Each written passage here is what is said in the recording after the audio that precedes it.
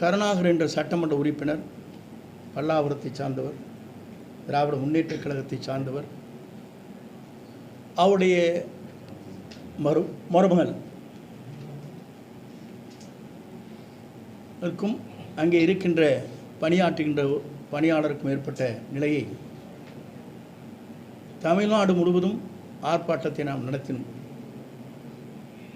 அதற்கு பிறகு நாம் என்ன சொன்னோம் என்று சொன்னால், இதற்கு சிபிஐ விசாரணை தேவை என்று வலியுறுத்தினோம்.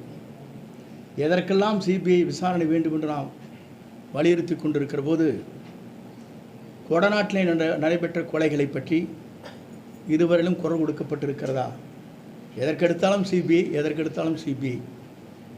ஆனால் நம்மை வாழ வைத்த, அங்கே வாழ்ந்து கொண்டிருந்த புரட்சித் தலைவி அம்மாவுடைய அந்த கொடநாட்டில் ஏற்பட்டிருக்கிற கொள்ளைக்கு ஒரு நாளாவது சிபிஐ விசாரணை வேண்டும் என்று குரல் கொடுக்கப்பட்டிருக்கிறதா என்பதை நான் தெரிந்து கொள்ள விரும்புகிறேன்.